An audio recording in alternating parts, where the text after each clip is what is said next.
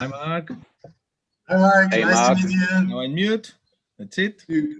I am now unmuted. Good to see you, gents. How are we keeping? How's it going, Good, Mark? man. How are you? Nice to see you. Yeah, I'm good. Very interesting times. Are you coping okay over there with the situation? You're all keeping well? Yeah. Yeah, we are doing well. We are maintaining ourselves with booze and hope. Mark, Yeah. just to explain, Federico's in Argentina, Yeah. That's me. Michael's in Germany. In I'm Hungary, sure actually. Lonely now, Sean. I'm in Budapest. Budapest, right? In Budapest, are you? Yeah, so we actually had some, we've been under lockdown since November, and we had an even stricter lockdown come into effect about a week ago. Yeah. So it's not, and I think we have the highest death rate at the moment per capita Really? in the world. Yeah. Wow. And I love Budapest.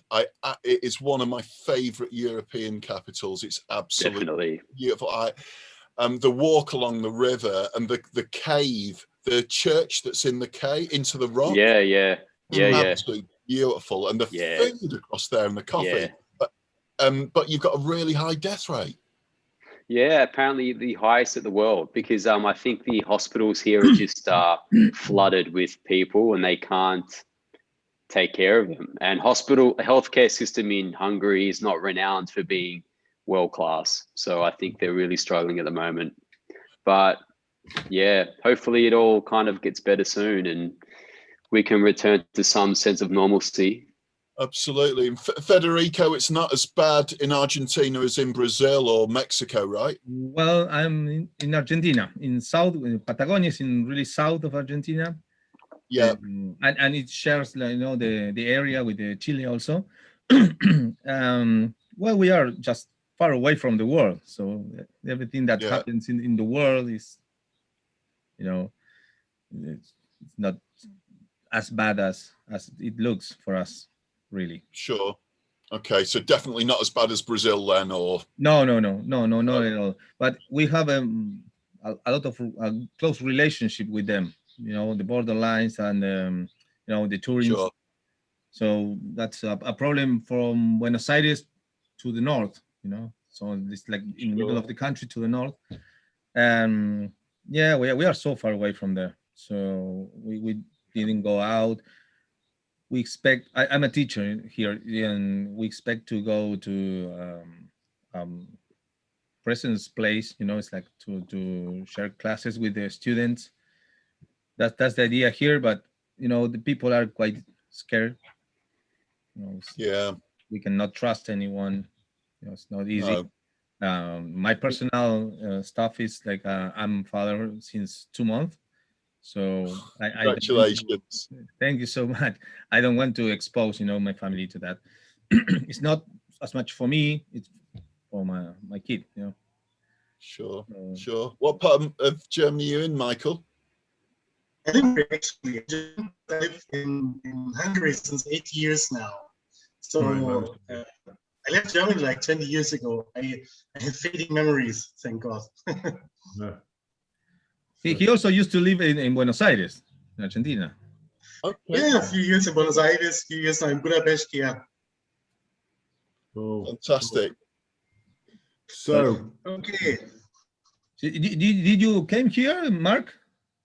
Sometime? I've never been to Patagonia. No, my sister lived in Patagonia for quite a while, and yeah absolutely loved it. Okay, we're gonna receive you for sure. Michael, for our festival. We'll look forward Absolutely, to that. Kill to this with Jeff. Kill to this, my time bride. That would be awesome.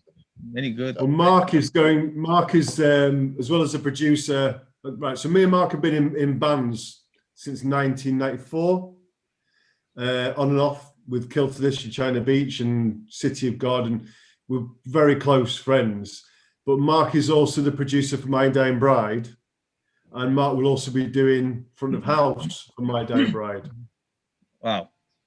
So, And I also read that you're a lecturer at university as well. Yeah, I lecture in music technology and production at Huddersfield University, and wrote the world's first book on producing metal music called Metal Music Manual. Yeah, man, that's so cool. I was reading one of your chapters on the three-dimensionality of the heaviness sound or something. Yeah, that's right. Yeah. That's so cool, man. Yeah, it's interesting that we all see in 3 dimensions, but we also hear in 3 dimensions, and we can, with our eyes closed, we get a very accurate sense of our surroundings and the dimensions. So if you're in a small room or in a cave, your brain can work it out. And without going off on a huge tangent, your brain can tell the difference between a sound hitting your left ear from hitting the right ear 10 millionths of a second. And that's how it works out the world around it. And when it comes to music, sound has dimension and perceived depth and width and height and dimension. And that's a lot of what metal music is creating size, but retaining clarity, but also having depth and dimension and sounding powerful without losing clarity, because the clarity allows you to understand the often technical performances. Right, Yeah, right. that's amazing to have this kind of like a more deeper understanding of how sound sounds. You know what I mean? Like I've actually thought about technically and scientifically how it sounds, and no, that's really cool. So it's good stuff. When I'm in the studio with Mark, he doesn't say that. He just goes, "Hit the kick drum, hit it." Harder. Not so sophisticated. Yeah. So technical. Yeah, I'll tell you a funny story. My friend used to run PA companies in Manchester called Beast Hire. And he said to me once, this is back in 86, 87, he says, I've got a gig at this club, Jilly's, and it was a band from Japan called Vow Wow. I don't even remember them. And it was just, anyway, so Vow Wow were playing this tiny club. And he says, come down to the sound check. He was like, wow, that would be great. And I go in there, and the band are on stage getting ready to sound check, and my friend John's there, and there's a guy just sat there reading his newspaper like that, just reading away. And I said to John, I said, who's that? He goes, that's the interpreter. He does the interpreter, because the Japanese and English. All right, okay. So he sat there reading his paper, and John said to him, Dave, he says, can you ask the drummer to hit the bass drum? And he went like that. Put his newspaper down, stood up and went, oi, Sakamoto, hit the kick drum. Did it in English. Right. But he successfully communicated the message. That's right. Cool. Right. Nice. That's awesome. Okay, guys, what's the state of the music scene, so professional musicians and music scene in the UK now? What's happening there? From which perspective, Michael? From a musician, performer perspective? Musician, professionals, roadies, musicians, organizers, the whole industry. That we want to know, really. You've got to divide it up between the musicians and the road crew. And then you've got to, you can't lump them together. So musicians, you'll probably have seen that through lockdown, streaming services are about 28% increased on the year before the lockdown. So if you're a musician and you've got content out where you're getting streaming royalties, although those royalties are very small, you've done okay. If you're a band member who does well on merchandise, then merchandise has done really well through lockdown. Yeah. But then some musicians who just managed to make a living through playing small gigs, and and they haven't got any merchandise and they haven't got royalties, have suffered really badly. So those are musicians where you can separate them into a number of different camps. Others, some musicians did well, others have been absolutely terrible. But with the road crew side of things, although it's similar, some have got support, others have had the most awful time. And right now, I've just come off a call before I joined this, trying to get a contributor to a BBC interview with Richard from Cradle of Filth, talking about the impact the pandemic has had on him. and people aren't able to come on because their mental health is so bad, or they are not able to talk about going to food banks and not being able to put food on the table for their wife and their children. These are people who are sort of the unsung heroes of live music. To put 5 people on stage at a mid-level festival, you got 200 people backstage, and they are the foundation of live music. You know, without them, there is no live music. It's over, it's finished. And they are in crisis. And right now in this country, we're sleepwalking towards a disaster for live music. Yeah. Last week, the BBC reported that nightclubs in about 6 weeks' time in England will be able to reopen. But a lot of them aren't going to be able to reopen because they haven't got any security staff. The security staff have gone elsewhere, and they're not going to be able to return because they've got sort of like stable jobs elsewhere, and there's not going to be any security. Well, if you times that by 30 for the live music industry, with lighting directors, pyrotechnicians, stage builders, front of house engineers, monitor engineers, etc., etc., that's what's happening in the live music industry. All the fans of the music think that on June the 21st, when live music opens up, it's going to be like a switch getting flicked and suddenly live music restarts and it's back to normal. It's not. We're sleepwalking towards a crisis. So, Mark, I was under the impression that the government was supporting British citizens during this time. Did people that work in like the live music industry not get any of that support? They did, some did, but it depends on your status. It's a really good question, Sean. If you're self-employed, there's different ways of, if you're either self-employed or you work independently and you're a freelancer, there was about 20% of people that fell through the gaps. So there's certain criteria that you needed to meet to get the government support, and about 20% fell through the gaps in support and didn't get that support. Others have had furlough money. So like if you worked, for example, you worked for a PA company or a live venue and you were employed, but then prior to the pandemic, you started freelance, you wouldn't get any support because you have not been registered for a whole year with your tax returns. So there's lots of people that fell through the gaps. Wow. That's really, really bad. Yeah, at least you can open up in the UK now in summer, right? Like you have some festivals, some live gigs happening, no, in summer in the UK. Talk about that, Michael. I don't know if that will happen. No. There's still a lot that can. Yeah, Not again, gonna like Mark says, a lot of that vital. You know, we know people who've been in this game for 25, 30 years. They sold their life to it. A year and a week ago, you know, I'm thinking about all the guys, for instance, on the Testament tour that went through Europe.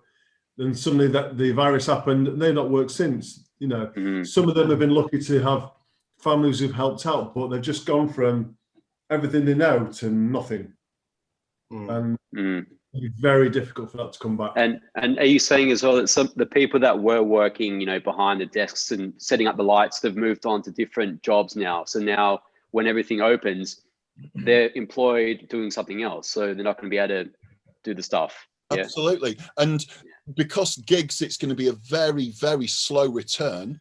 It's going to take 10 years, some people think, for it to return to the previous state that the music industry was in.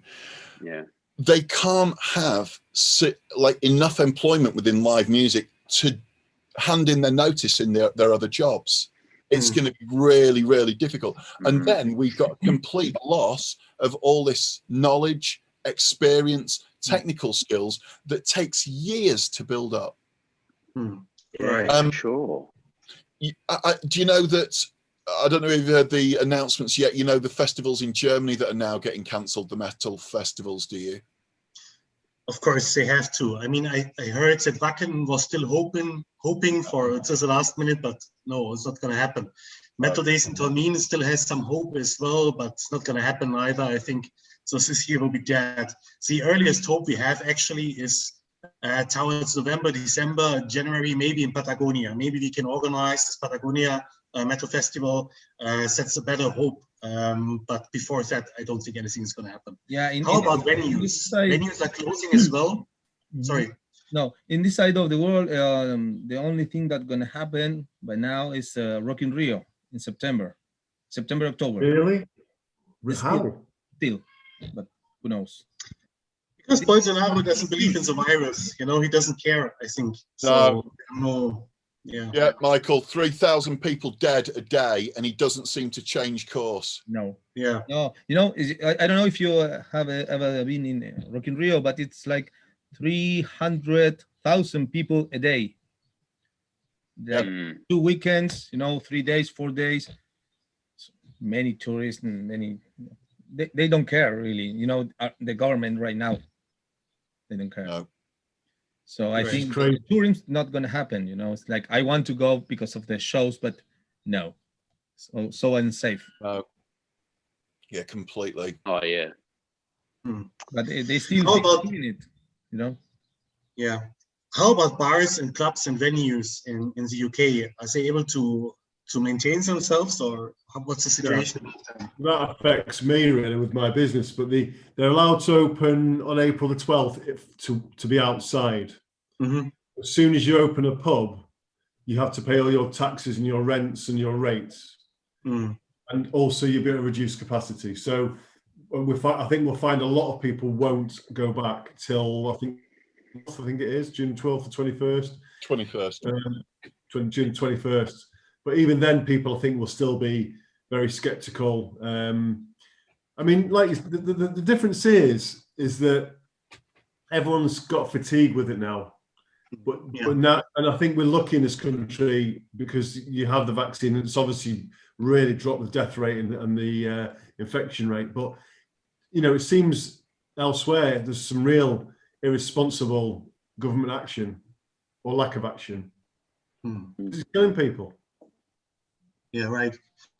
I mean, what can we do in the metal scene to help? I think it's all over the globe. It's the same. Everybody's in the same situation. What can we do to help? Number one is educate the fans of live music that are going to suffer. So a week on Friday the 9th, a radio station in the UK called Total Rock has got a panel discussion together that's going to be streamed live across Facebook, across YouTube, through a Restream app. And it's going to be a panel discussion of agents, managers, backline techs, tour managers, media, musicians, all talking and raising awareness to the fan base to say, look, you don't know it yet, but you think that you're going back to how things were with live music, you're wrong. And we need to educate people because that'll help change. We've got, Michael, you might know a little bit about the government in Germany underwriting festival insurance. Do you know, I don't know, whether you have, no. Okay, so the UK government haven't done this. There's huge problems with the insurance that festivals in this country have. And in mainland Europe, the various governments have helped make sure that the insurance stays in place because they've got exemptions because of COVID. But anyway, so there's various discussions about how a mass of people with their knowledge about what's going on can help inform and help the debate and help move it forward. Sounds good, yeah. So your UK metal merger song and project is an effort to kind of help support the unsung heroes that are that fell between the gaps, and trying to drive awareness so people understand that, you know, these people aren't going to be able to, you know, work in these venues once the venues open. So can you tell us a little bit about that? Yeah, I mean, it is financial support. It literally is people putting food on the table and roof over people's heads who've just not worked for a year, who are in desperate circumstances. But it's also mental health support as well. They've got the charity stagehand have given a huge amount of mental health support. They actually train people in mental health first aid as well. There's also, in rare instances, substance abuse help with road crew who've got into substance abuse or self-medicating through lockdown. But it's more about firstly providing financial support, because nobody is coming to their rescue. It's as simple as that. Nobody's coming to help.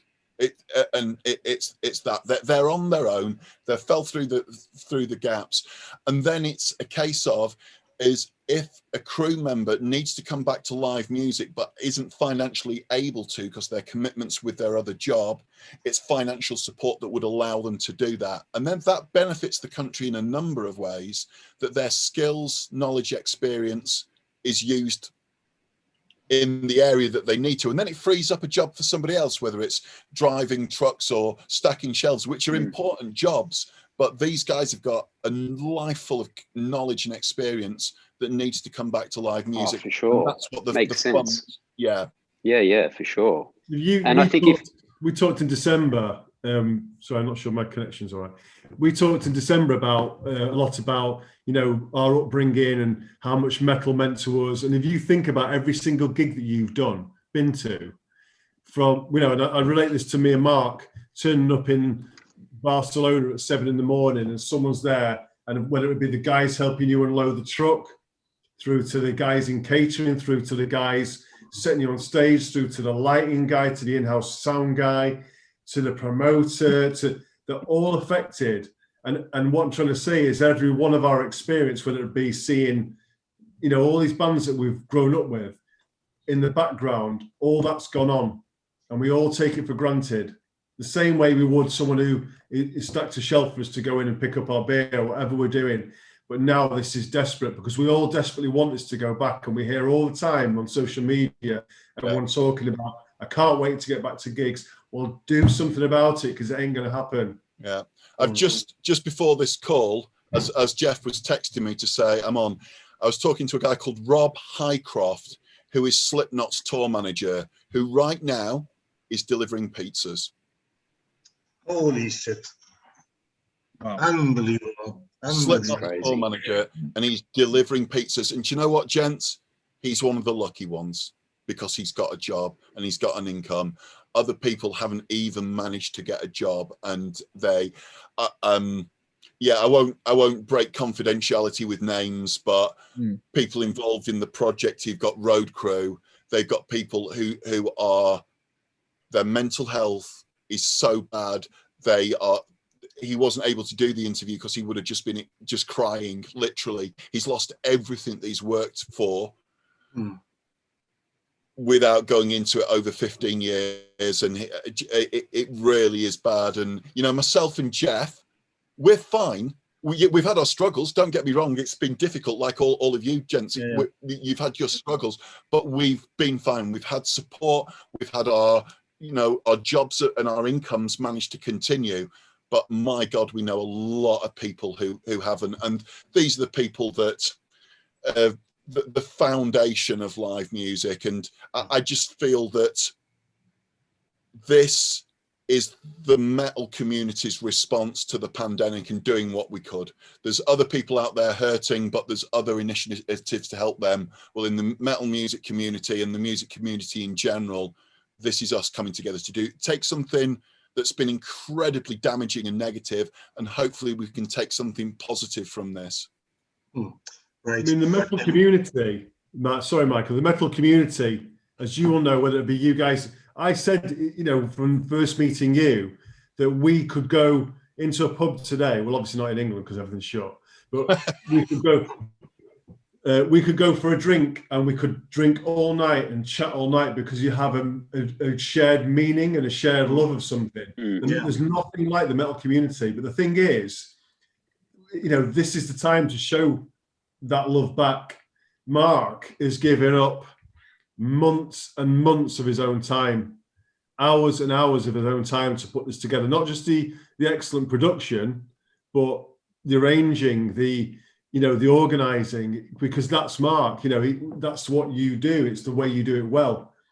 But he's done that on his own back. Now's the time for all those people who love this music to just help. Right.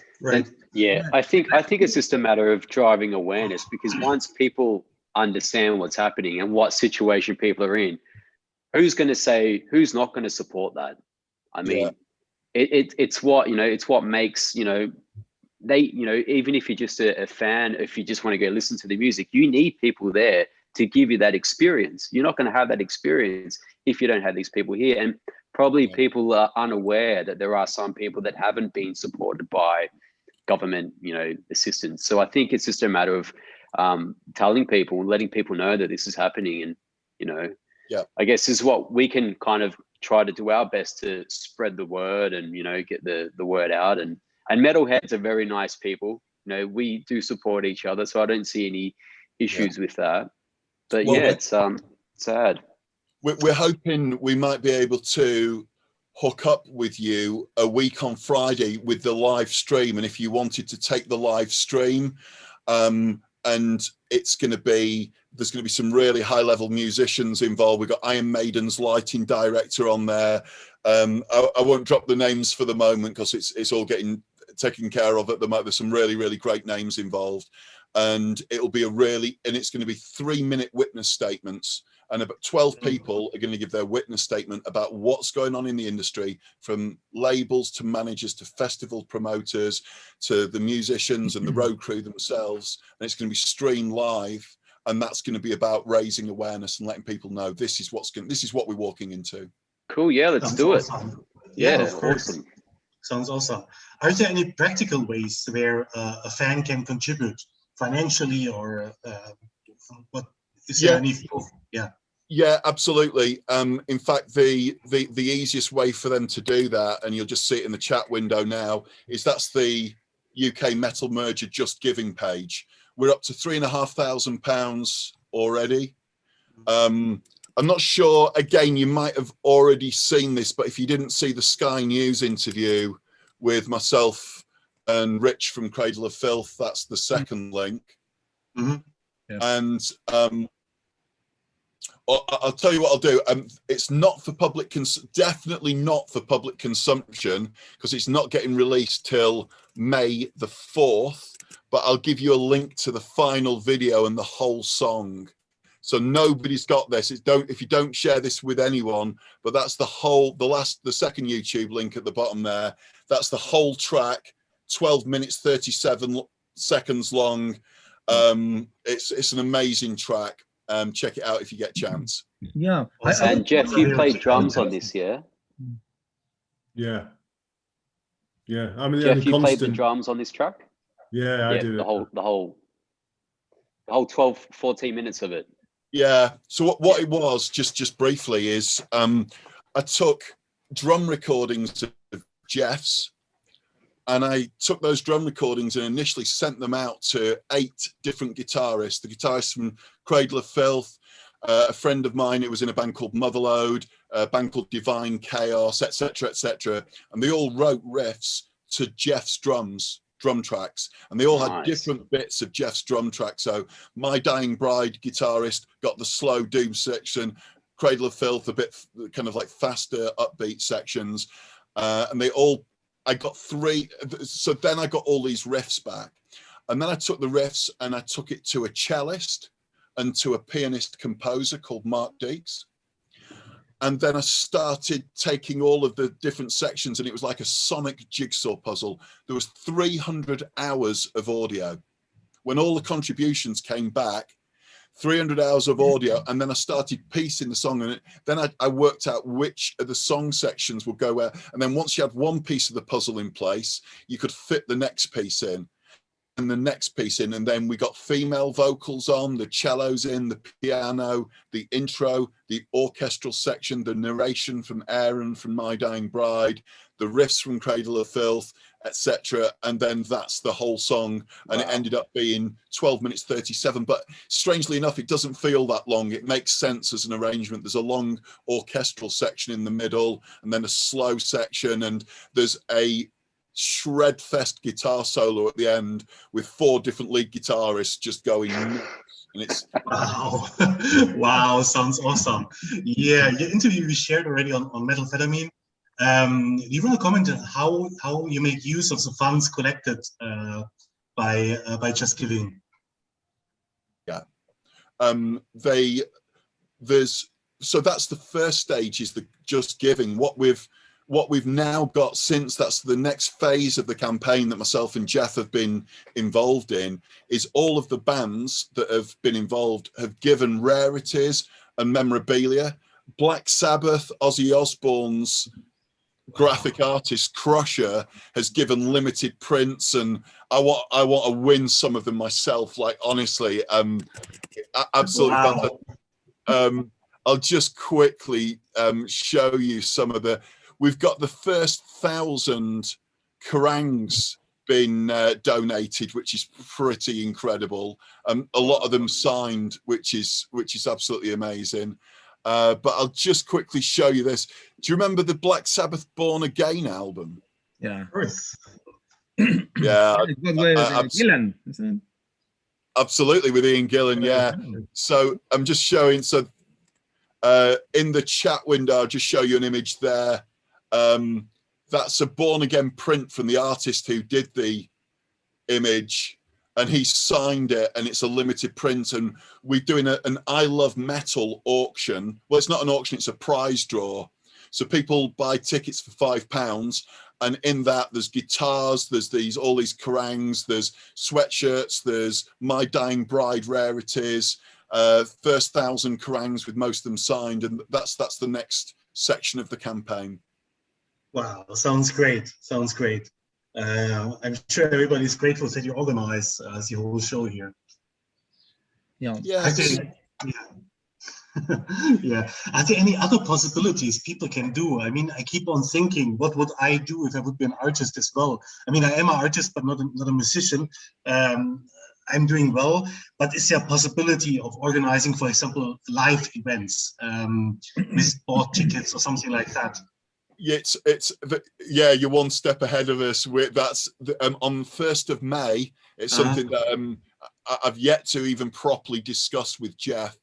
KK Downing from Judas Priest owns a club in Birmingham called KK's Steelhouse, and getting streamed on the 1st of May is going to be a live gig with interviews. The gigs, the performances, each band are just going to perform 3 songs that are recorded, and then it's streamed live, and it's going to be like Children in Need, but for the metal community, and it's going to be everybody donating towards that, and that's just been worked out today. I don't think I've even chatted with you about it yet, have I, Jeff?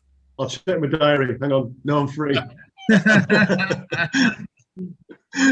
But here's the thing. I mean, the way. I mean, Mark and I talk constantly, but here's the thing. We've had all the charities, all the stuff that's happened over COVID, all the things. Captain Tom walking around is 30 million quid, 300, whatever it is. Amazing. Here's the thing. If you love metal, if you love music, do not turn a blind eye to this now.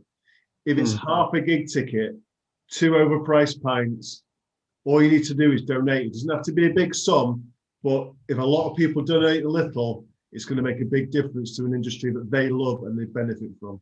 And wow, yeah. The other thing that we're saying as well is some people, they might absolutely love live music, but they might be unable to donate. Then all they need to do is help support it, hit share. Everybody that's involved in this gets to benefit. All of the bands, all of the promoters, the agents, the road crew, the bands that have contributed are going to get great press. Everybody gets to win with this. And that's what that really is what it's all about, doing something really positive in a very bleak time. It's a really win-win agreement, it's yes, absolutely, Federico. Yeah. Absolutely, that's Awesome. it. Do you think with all the audio tracks that were sent to you, it would be possible for people to maybe make their own arrangements of the song and like make it into, I don't know, competition, or people can experiment in putting that there, and just an idea. It's a great idea, and interestingly, what you just asked. So people have started doing lyric videos. We released a lyric video. Some people have started donating artwork. So somebody's come to us and say, can I do, you know, a UK metal merger in solitude artwork? And that's going on at the moment. The other thing that's going on is we've got musicians in America that are potentially interested in repeating the project for the US. Yeah, that's what the main stuff, because we contact you. You know, it's a great idea for the UK people, but it's like must to be, you know, copy for the other ones. Yeah. So this is the idea. So Zach Wilde has already been approached. There's a guy called Stu Phillips who is Zach Wilde. His tour manager, who knows him very well, has spoken to Zach, and Zach said he's up for doing the US South America kind of like edition of it. We've got a mainland Europe one potentially happening, and that's getting discussed as well at the moment. So this is it. We're hoping it'll start a response to a more global problem, and that the project can get repeated for the US South American market and for mainland Europe as well. So that's the next step. So that's a really interesting question, Sean, is where does it go from here? And that's where it could go. That's awesome. Mark, Yeah. you can change the guitarist, but you can't change the drums. Right. Jeff rang me up. I got interviewed on BBC Radio about the campaign last week, and Jeff rang me up about 10 minutes before I was going on air, and he said, just a couple of things to remember. You mentioned Jeff Singer, mention Jeff Singer. In the interview, I actually did manage to do that, and I said, this awesome mate of mine known for years, incredible drummer called Jeff Singer. So he's straight on the phone going, yeah, good lad. Okay, done. Okay, guys, you definitely have our support. So we'll write some article. We will share as a campaign. We will share as UK Metal Merger page and everything, and we'll do it regularly, not just once. I shared already 2 days ago your interview with Richard as well on our page. And if there's anything we can do specifically, just let us know. From our side, we think about doing a non-profit Patagonia Metal Festival, probably a crowd-funded one. We talked already about that, where all the income, all the profit goes to the bands directly afterwards. Yeah. And we are still small, but we try to do our best, of course. And thanks for organizing all. Thanks for your time. Thanks for letting us know what you're doing. We will publish it on YouTube as soon as possible. And yeah. Thank you all for your time. The links that you sent, Mark, they'll show in the recording, won't they? No, not by default. Only if you want us to, we can put them in the description. Yeah. Well, thinking Mark should send the video. We obviously don't want that to get out. We're going to what I can do is I can send you a link where people can listen to the radio edit. Okay. And you're more than welcome to share this link with, you know, whoever you like. And all it is, it's a SoundCloud page. And on that page, the whole of the track is there, the whole production. And I'll just put the link for that in the chat window, which is this. So the whole 12 minutes 37 was cut down to just under 5 minutes. And you're more than welcome to share that link. Mm-hmm. Okay, awesome.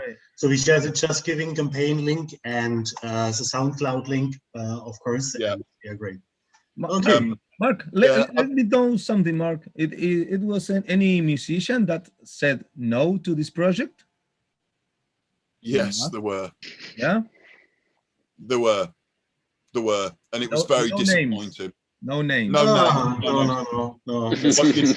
You'd be very surprised. You'd be very, very surprised. And most musicians, it was like pushing at an open door. Richard from Cradle of Filth has been incredible. Couldn't give me enough time. There's been an unusual element to one of the contributors to the project. And when I mentioned the band that he was in, you'll probably know why. The ex-bassist from Iced Earth is the bassist that plays with Jeff through the song. Oh, yeah.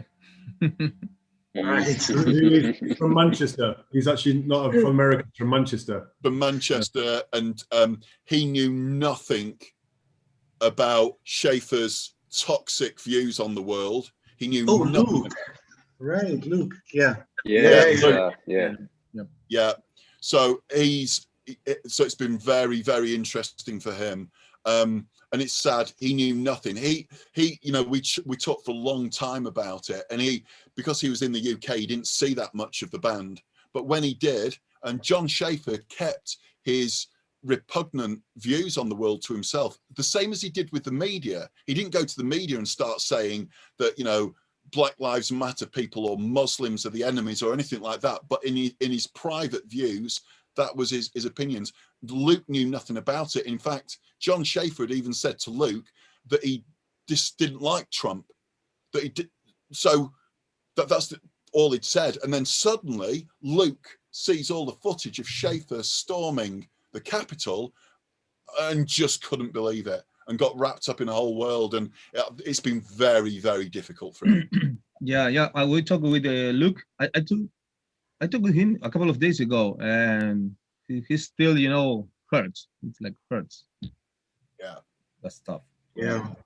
Yeah, it's very weird. It came totally out of the blue. Nobody knew that he's a dick or he acts like a dick.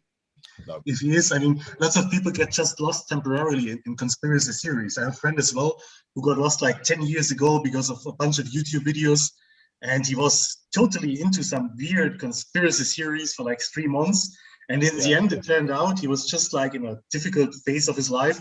He was alone and he turned back to normal after a while. He caught himself. And let's hope that Schaefer himself gets back to normal too, or that he gets to his senses. I don't know. Yeah. It's interesting what you say there, Michael, because that seems to be the common thread. It's people who are self-educated through YouTube. And you look at the YouTube videos and you actually research the people that are supposedly experts, and they're completely non-peer researched, no academic standing, no expert knowledge whatsoever in the field. It quickly falls apart. And it's an echo chamber as well. Like you start to get back what you've put out. So you're not really getting a divergence of opinion. You're getting what you want to hear, which reaffirms what you think, which makes you kind of crazy. Yeah. And you think that you've found the light and everybody else is living in darkness, and you will not be told otherwise. You can't talk these people around because they know that they know. Yeah. I spent a whole day on YouTube videos, and afterwards I was able to change that kitchen tap. No problem.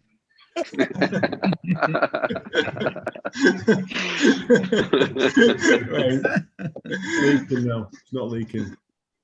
Okay, guys. Let us know what you think of the song when you hear it. Oh yeah, absolutely. We'll check it out. Today's I've heard it. It's good. I like it. Sure. It's cool. Right. Yeah.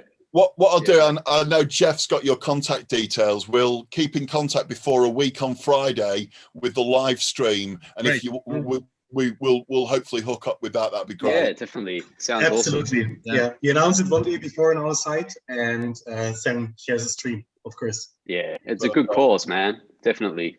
Thank you so much for your time, gents. I really appreciate it. It's been lovely chatting with you. You too, guys. No. Good luck with everything. Thank you for your time. Thank you very much. See you soon. Bye. See you soon. Talk to you later, Mark. Bye. Cheers. Thanks, guys. See you later. Bye, guys. Thank you.